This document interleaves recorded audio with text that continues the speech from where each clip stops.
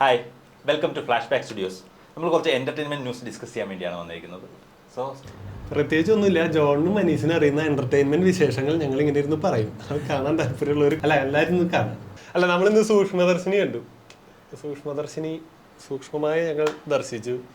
Okay, Sookshmadarshini എനിക്ക് തോന്നുന്നു നമ്മൾക്ക് എല്ലാവരിലും ഒരു സൂക്ഷ്മദർശിനിയുണ്ട്. നമ്മുടെ ക്യാരക്ടറിനകത്ത് ഒരു സൂക്ഷ്മദർശിനിയുണ്ട്. നമ്മൾ പോലും അറിയാതെ മറ്റുള്ളവരുടെ കാര്യത്തിൽ, നമ്മുടെ ചുറ്റും നടക്കുന്ന കാര്യത്തിലൊക്കെ നമുക്ക് ഇടപെടാനൊരു ടെൻഡൻസി ഉണ്ട്.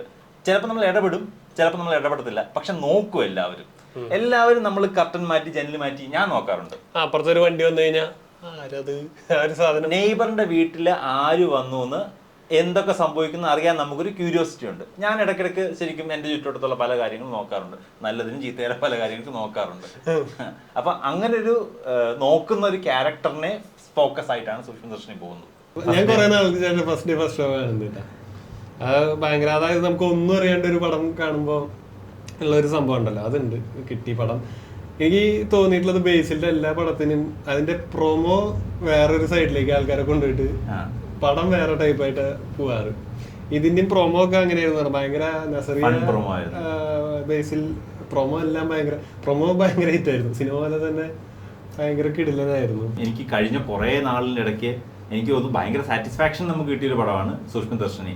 കാരണം പടം കണ്ടു കഴിഞ്ഞിട്ട് ഇറങ്ങുമ്പോൾ സാധാരണഗതിയിൽ നല്ല പടം ആയിരിക്കും ശരിക്കും, വേറെ പടങ്ങൾ കണ്ടിറങ്ങുമ്പോൾ ഫസ്റ്റ് ഡേ പക്ഷേ നമ്മുടെ എക്സ്പെക്ടേഷൻ മീറ്റ് ചെയ്യാതെ അത് പ്രോപ്പർ ആവാതെ ഇറങ്ങി വരുന്ന സിറ്റുവേഷൻ എനിക്ക് റീസെൻ്റ്ലി കുറേ സമയത്ത് ഉണ്ടായിരുന്നു. പക്ഷെ അത് ഇതിനകത്ത് മാറി കിട്ടി. നമ്മൾ രാവിലെ തന്നെ പോയി കാണാൻ പോയി, കണ്ടിറങ്ങി തിരിച്ചു വരുമ്പോഴും നമ്മൾ ഹാപ്പി ആയിരുന്നു. അല്ലെങ്കിൽ ചിലപ്പോൾ ചില പടങ്ങൾ കണ്ടു കഴിഞ്ഞാൽ നമുക്ക് ചെറിയ പടങ്ങൾ എന്ന് പറഞ്ഞ് വരുന്ന പടങ്ങൾ ഇത് OTT കണ്ടാൽ മതിയായിരുന്നു. അതെ, നമ്മൾ അറിയാതെ പറഞ്ഞു OTT കണ്ടാൽ മതി.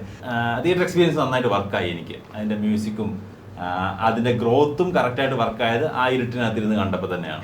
സൂക്ഷ്മദർശിനിക്കകത്ത് അവർ സ്റ്റാർട്ടിങ് തന്നെ നമ്മൾ അതിലേക്ക് ഇൻവെസ്റ്റ് ആവാനുള്ളത് ഒരു 5 മിനിറ്റ് 10 മിനിറ്റ് ഇടും. 5 മിനിറ്റിൽ ലോഗിൻ ആയി കഴിഞ്ഞാൽ പടം ത്രൂ ഔട്ട് നമ്മൾ ഇങ്ങനെ പോയിക്കൊണ്ടിരിക്കും. ഒരു ഫസ്റ്റ് ഹാഫ് ഒക്കെ എനിക്കൊന്ന് ഞാൻ കുറെയൊക്കെ വിമർശനാത്മകമായിട്ടാണ് കണ്ടുകൊണ്ടിരുന്നത്. ഇതിനകത്ത് ഞാനാണെങ്കിലേ ഇത് മൊത്തം ലോജിക് പിഴവുകളാണല്ലോ. ഞാൻ എവിടെ നിന്നുണ്ട് ലോജിക് പിഴവുകൾ മൊത്തം വരുന്നുണ്ടെന്ന് ഫസ്റ്റ് ഹാഫ് ഞാൻ അങ്ങനെ വിചാരിച്ചു. പക്ഷെ സെക്കൻഡ് ഹാഫിൽ ഇത് കറക്റ്റ് ആയിട്ട് പ്ലേസ് ചെയ്തത് അടിപൊളിയായിട്ട്. അത് വളരെ മനോഹരമായിട്ട് ചെയ്തിട്ടുണ്ട്. റൈറ്റിംഗ് അടിപൊളിയായിരുന്നു. നല്ല പുതിയ പിള്ളേരാന്ന് തോന്നുന്നു. പിള്ളേരെന്ന് പറയാതെ പ്രായം നമുക്ക് അറിയത്തില്ല. റൈറ്റർ എഴുതി ഞാൻ നോക്കി, അതിലും ലിബിൻ 2 പേരാ കണ്ടത്. പെട്ടെന്ന് നമ്മൾ വിചാരിക്കും പുതിയ പിള്ളേരാണ്, കാരണം പേര് നമുക്ക് പരിചയമില്ലാത്തതുകൊണ്ട് നമ്മൾ അതല്ല. പക്ഷെ എനിക്ക് ഇൻഡസ്ട്രിയിൽ ഉള്ളവരായിരിക്കും ഇവര്, ഓൾറെഡി എഴുതി തെളിഞ്ഞവരൊക്കെ തന്നെ ആയിരിക്കും, പറയാൻ പറ്റത്തില്ല. ഡയറക്ടർ NC ജിതിൻ, പുള്ളിയുടെ പേര് NC എന്ന് പറഞ്ഞത്. പുള്ളി എനിക്കൊന്ന് ആ സ്റ്റേജ് നെയിം അങ്ങനെ NC സെറ്റ് ചെയ്താന്ന് തോന്നുന്നു. മ്യൂസിക് നല്ല രസമുണ്ടായിരുന്നു. മ്യൂസിക് നല്ലതായിരുന്നു. ഇവർ ഈ പടത്തിനകത്ത് എനിക്കൊന്ന് സ്റ്റാർട്ട് ചെയ്തപ്പോൾ തന്നെ, പടത്തിന്റെ പ്രൊമോ തുടങ്ങിയപ്പോൾ തന്നെ ആ സൂക്ഷ്മദർശിനി എന്നുള്ള പേര് ഹൈലൈറ്റ് ചെയ്തപ്പോൾ അതിനകത്ത് അവർ കറക്റ്റ്ലി ആ സൂക്ഷ്മദർശിനി ഒരു സാധനം ബിൽഡ് ചെയ്തായിരുന്നു. ആ പടത്തിനകത്ത് ഒരു മദറിനെ അവർ ഒളിപ്പിച്ചു വെച്ചിട്ടുണ്ട്.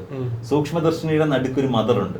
പടം ത്രൂ ഔട്ട് പോകുന്ന മദറിനെ ബേസ് ചെയ്താണ് പോകുന്നത്. ഒരു അമ്മയുടെ ക്യാരക്ടറാണ് ഈ പടത്തിന്റെ സെൻട്രൽ തീം എന്ന് പറയുന്നത്.